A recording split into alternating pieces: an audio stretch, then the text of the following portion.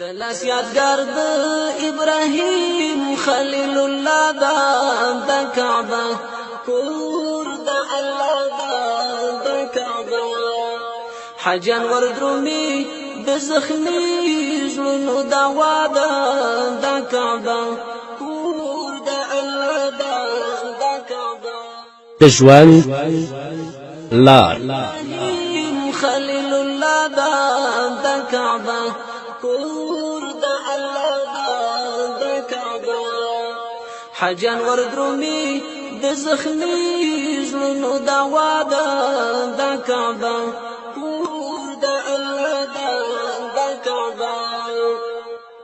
بسم الله الرحمن الرحيم.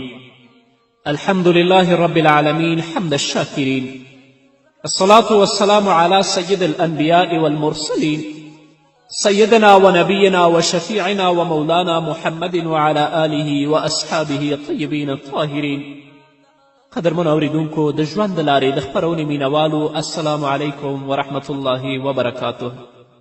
ستاسو روغتیا او خوشحالي د پاک رب نه غواړم په دې هیله چې د صحت او عافیت جامې په تن ولرئ او خوشحالي مو په برخه وي.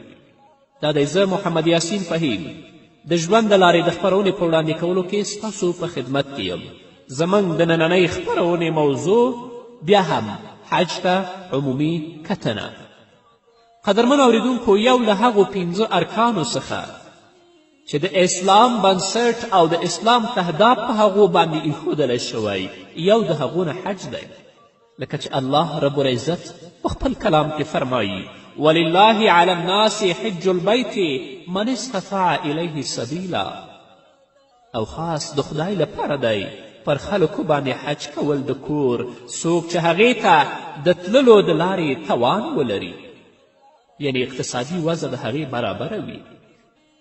نو د هغو کسانو له جملې څخه چې هغو باندې حج فرض شوی دی، په زرګونو کسانو دا فریضه او دا حج ادا کړی دی، او په سلګونو زره داسې کسان هم شته چې حج په هغو باندې فرض شوی دی خو ادا کړی نه دی. ځینې نن او سبا کوي، حج ته تلل نه خوښوي، او ځینې بیا د حج کولو اراده هم نه لري.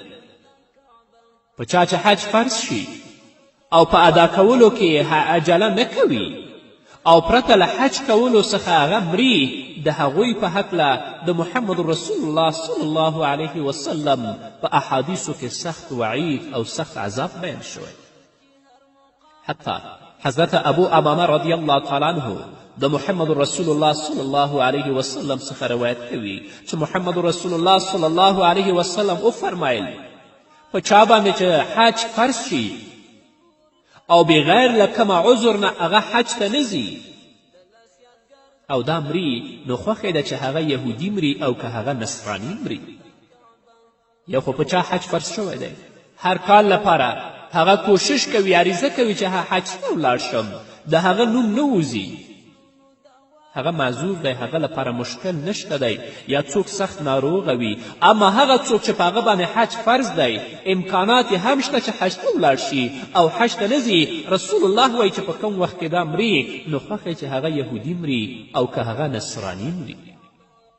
څومره سخت عذاب دی په چا چې حج فرض شوی وي، د تنبلي او سستي یا د دنیوي مصروفیتونو له امله هغه حج ته نه ځي، او هغه کوم خنډ په مخ کې هم نه لري چې په شرعي توګه هغه د حج له تګ څخه منع کړي. د دې ویره ده چې دغسې کسان په ناوړه خاتمه ومري، لکه څنګه چې محمد رسول الله فرمایلي، یعنی خاتمه به خرابه وي.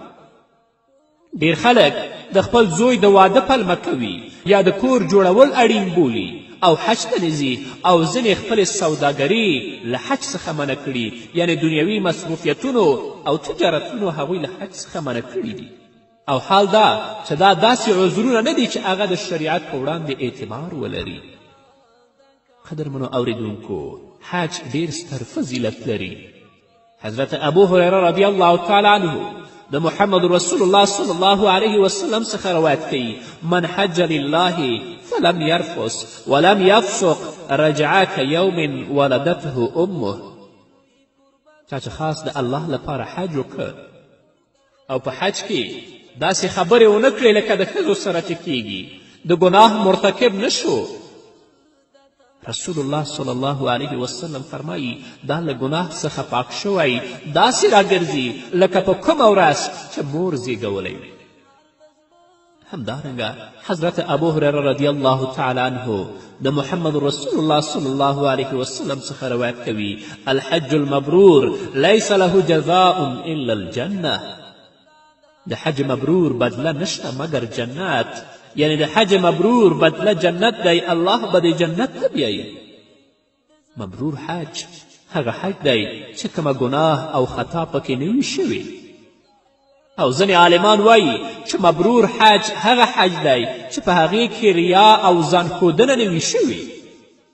او ځینې علما وایي چې مبرور حج یعنی قبول شوي حج ته ویل کیږي.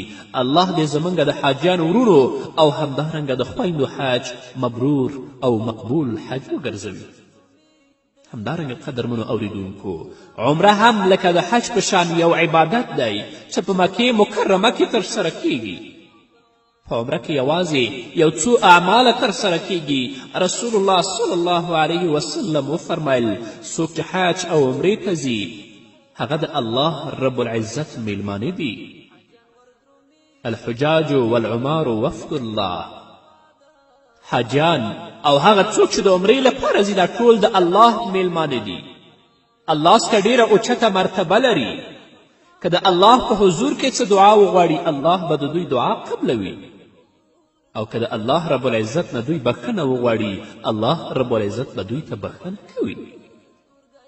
همدارنګه محمد رسول الله صلی الله علیه وسلم فرمایي چې حج او عمره فقر او ګناهونه داسې له منځه وړي لکه د اور لمبه چې د اوسپنې همدارنګه د سرو او د سپینو زرو څخه خیری یعنی زنګ لرې کوي.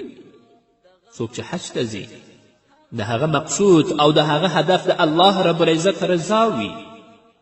همدارنګه څوک چې عمرې ته ځي د هغه هدف او د هغه مقصود د الله رب العزت رضا وي. په زړه کې اخلاص او صداقت ولري. رسول الله فرمایي چې دا حج او عمره د دې ګناهونه داسې ختموي لکه څنګه چې اور له اوسپنې څخه زنګ لرې کوي.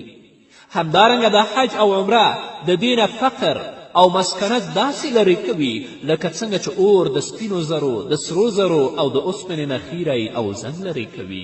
الله دې زموږ حج او عمرې د خپل رضا لپاره وګرځوي.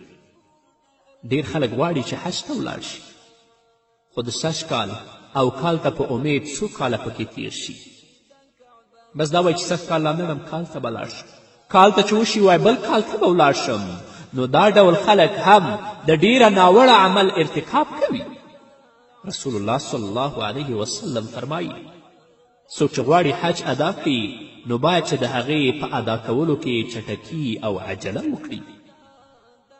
یو خو دا مشکل چې ستا نوم نه خیږي دا بیله خبره ده، خو کله چې در باندې حج فرض کیږي د الله رضا لپاره به ته کوشش کوې چې د بیت الله ته لاړ شي او د هغې نه طواف وکړي.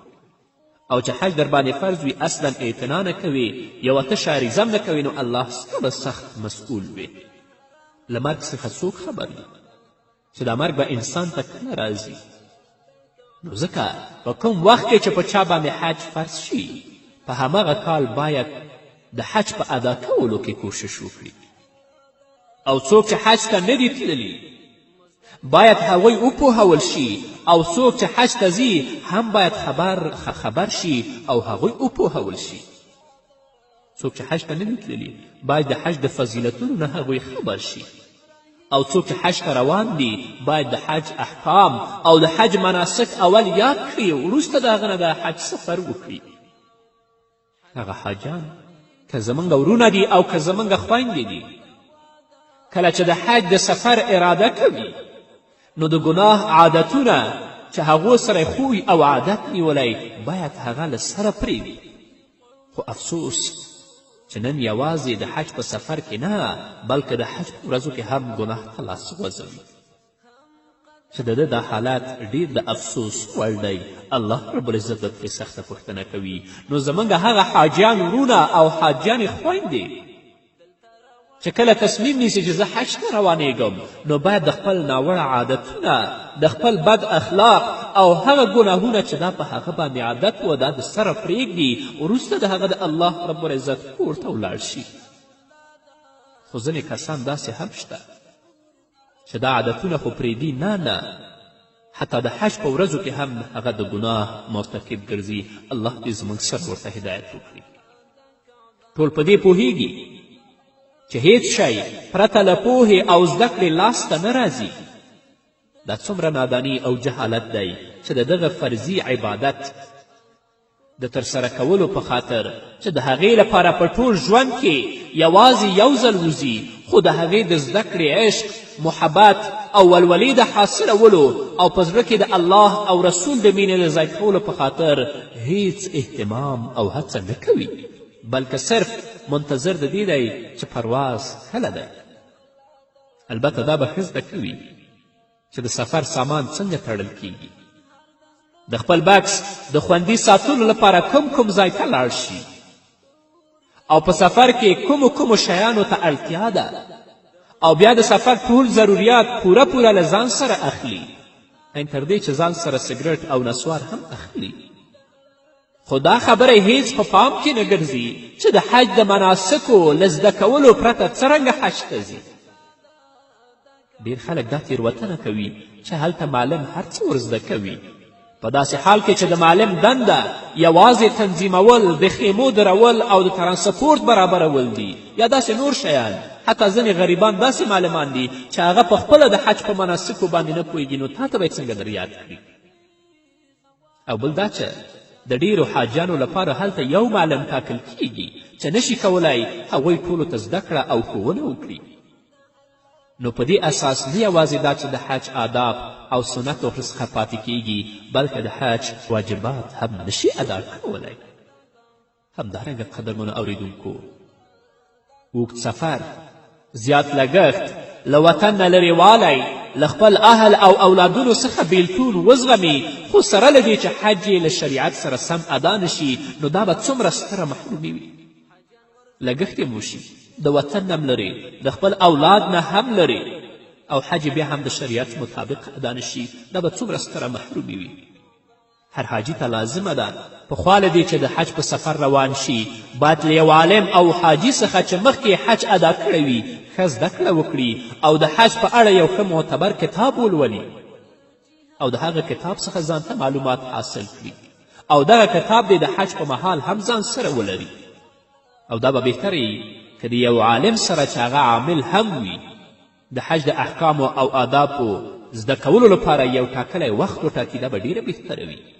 نور به مو اورو قدرمنو اورېدونکو په دې هکله، خو هغه دې وي د مینه وروسته. د لاس یادګار د ابراهیم خلیل الله دا د کعبه کور د الله دا د کعبه حاجیان وردرومي د زخمي زړونو دوا ده د کعبه کور د الله دا د کعبه د لاس یادګار د ابراهیم خلیل الله دا د کعبه کور د الله دا د کعبه حاجیان وردرومي د زخمي زړونو دوا ده د کعبه کور د الله دا د کعبه چې روښان تیاره جهان کړ د کعبه.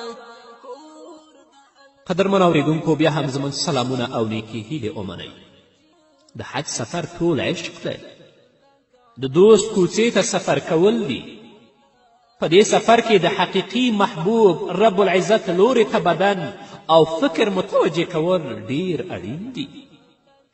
خو حاجیان نه یوازې چې د خپل 2 میاشتې یا 1.5 میاشت په غفلت کې تیروي، بلکې په دې شپو او ورځو کې هم لکه د ژوند د نورو شپو ورځو په شان په ګناه کې ډوب وي، ان تر دې چې د ځینې کسانو ګناه نور هم زیاتوالی مومي. هغه ګناه چې پخوا کوله د حج د سفر په مهال هم د هغه ګناه مرتکب کیږي، هغه یې لا نه وي پرېښي. د مثال په توګه چې دا هغه کړنې دي چې موږ په سترګو لیدلي دي. کله چې حاجي جدې یا مکې مکرمې ته ورسیږي نو تر ټولو د مخه د راډیو یا د ټایپ اخیستلو کې ځان مصروفه کړي، یا هلته قسم قسمه کامرې لاسته راوړي او هغه کې بیا ناوړه آوازونه او ناوړه موسیقي هم اوري او په حرم شریف کې د اوسېدو په مهال او همدارنګه کور ته له راستنېدو وروسته ټول عمر د خپل ساز او سرود او د موسیقي په اورېدلو کې تیروي او په ګناه کې مشغول وي. دا ټول نه، خو ځینې کسان داسې شته دغه کس خو د حج په سفر لاړه خو په بشپړ ډول د ګناه او معصیت توقع په غاړه کې اچولی او بیرته راستنیږي. له ګناه څخه هر وخت ځان ساتل لازم دي چې مسلمان په هر وخت کې باید ځان له ګناه څخه وساتي. خو چې کله د حج په سفر روانیږي باید ډېر زیات اهتمام وکړي چې ځان د ګناه نه بچ کړي. کله چې حج ته روانیږي د حج د سفر نه مخکې د ټولو ګناهونو نه توبه وباسي او کله چې د حج نه بیرته راستنیږي باید هغه ګناه ته مخه نه کړي تر څو د حاجي ژوند د نور لپاره د ژوند تیرولو یوه نمونه وي او د هغه سترتوب او ښه عادتونه د کلي او ښار په خلکو کې هم اغیز وکړي. تر کومه ځایه چې له وسه پوره وي د حج د سفر په موده کې باید له بې ځایه خبرو، بې ارزښته او چټي کارونو څخه باید حاجي ځان وژغوري. په بازارونو کې د خوشې نه ګرځي بلکې د خپل وخت باید حاجي په حرمینو شریفینو کې تیر کړي. په ځانګړې توګه په مسجد حرام کې باید 2 یا 3 واره د الله رب العزت د کلام ختم وکړي. هغه دې ډېر طوافونه وکړي او چې کله په مدینې منورې کې اوسیږي هلته دې هم کوشش وکړي چې د الله رب العزت د کلام تلاوت وکړي او په محمد رسول الله صلی الله علیه وسلم باندې ډېر درود ووایي او تل لپاره دې دا کوشش کوي چې د هغه ژبه د الله په ذکر او د محمد رسول الله صلی الله علیه وسلم په درود باندې لمده وي. حاجیانو خو اوس یوه طریقه خپل کړې چې حرم شریف ته ډیر کم ځي او د خپل زیات وخت په بازار کې تیروي او په کومې عماره کې چې دا ژوند کوي هلته د لاندې چې کوم جومات وي په هغه کې منځونه کوي. الله دومره توفیق د هغو نه هم اخیستلی وي چې لاړ شي دا د جمع مونځ په حرم کې چې یو مونځ په 100,000 منځونو دی هلته ادا کړي. د خپل وخت په بازارونو کې تیروي، ډیر شیان اخلي او هغه شیان ځان سره حرم ته راوړي او یو بل ته یې ښیي. څوک چې دغه شیان وویني نو د اخیستلو د ځای پوښتنه کوي چې دا تا په کم ځای کې اخیستي چې زه واخلم او په کم ځای کې چې دوی ژوند کوي په کمې کوټه یا په عماره کې د خپل ټول وخت هغوی د پلورلو او د پیرودلو په مشوره باندې ځای کوي چې تا د کم ځای نه واخیستل زه به یې د کم ځای نه اخلم. همدارنګه قدرمنو اوریدونکو یو څه وخت په دې فکر کولو کې تیروي چې وطن ته د رسېدو په مهال د هغه تود هرکلی وشي، خلک ورته میدان ته راشي، هغه ته ګلپوش موټر راولي او د هغه په غاړه کې ګلان او هارونه واچوي.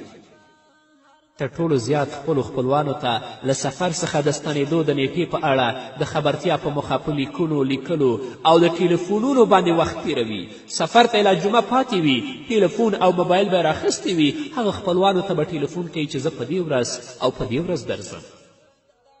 هوایي ډګر یا په کوم ځای کې چې د دې موټر درېږي هلته چې څوک د دې هرکلي لپاره نه وي راغلي له هغوی څخه خفه او ناراضه کیږي او وایي هغه کسانو ته چې د هرکلي لپاره نه دي راغلي ډالۍ او تبرکات مه ورکوئ. نو دا ښکاره ده چې قدرمنو اوریدونکو چې ریا او ځانښودنه هر عبادت له منځه وړي او حج د مبرور حج له درجې څخه وباسي. کله چې کور ته ورسېد د بلنو او میلمستیاو لړۍ بیا پیل کړي چې په هغې کې ځانښودنه او ریا په ډاګه لیدل کیږي. په سلونو او په زرګونو جای نمازونه اخلي او قسمه تحفې اخلي او هر څوک چې راځي دا په هغه باندې ویشي. ځینې داسې حاجیان شته دی چې هغه به د حج د سفر کولو توان لري خو د بیرته د راتلو د مصارفو توان به نه لري. دا ټول خرافات دي قدرمنو اوریدونکو. د حج بهترینه تحفه چې د هغه د زمزم اوبه او د مدینې منورې خرما ده. پرېږدئ دا ناوړه کارونه، دا بد رواجونه او بد دودونه چې نن زموږ په ټولنه کې ځای نیولی دې ته شا کړئ. کنې ستاسې حج به د مبرور حج د درجې نه وباسي الله څخه به قبول نه وي.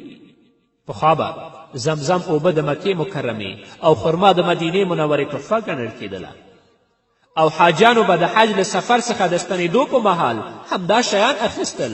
چاته به چې د زمزم یو ګوټ اوبه او نیمه خرما ورسېدله هغه به ډېر خوښ او خوشحاله و.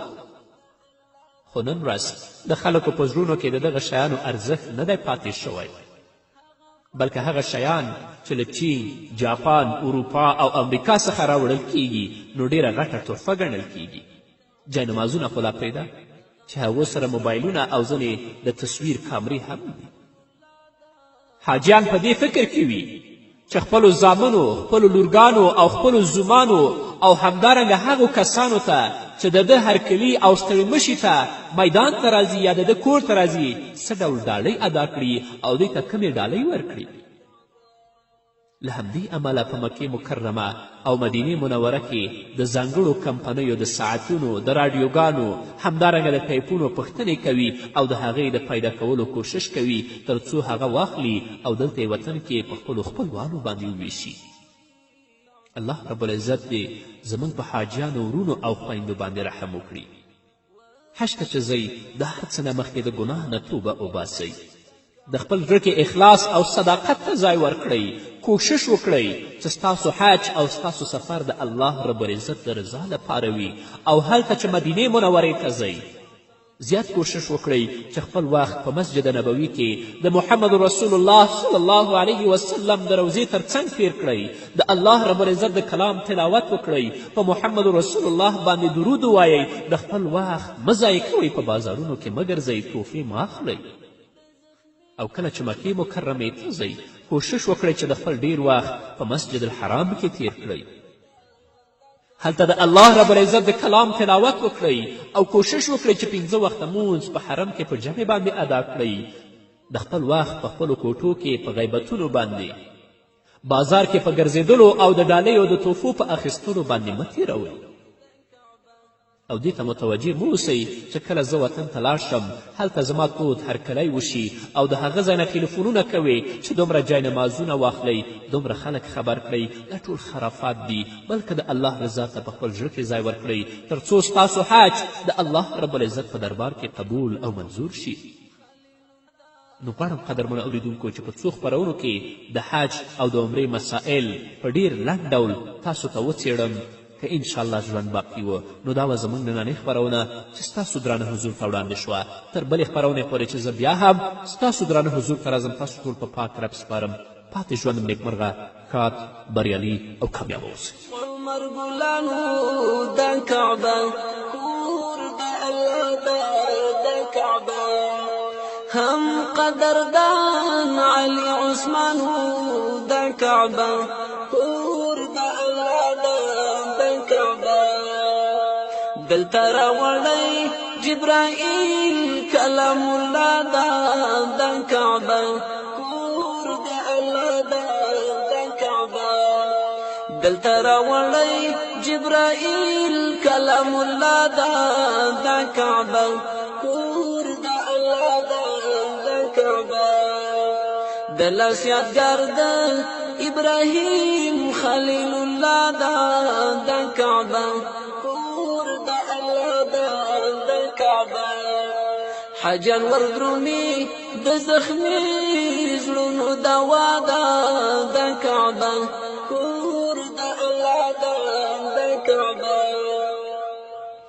الهی سوالی ور پورا کړه د کعبه کور د الله د کعبه د حرمینو ای قربا کړه د مکه کور د الله د مکه د مستغفر بهر د زړه د تمنا د کعبه کور د الله د کعبه د مستغفر بهر د زړه د تمنا د کعبه کور د الله د کعبه د لاس یادګار د ابراهیم خلیل الله د کعبه کور د الله د کعبه حجان وردرومي د زخمی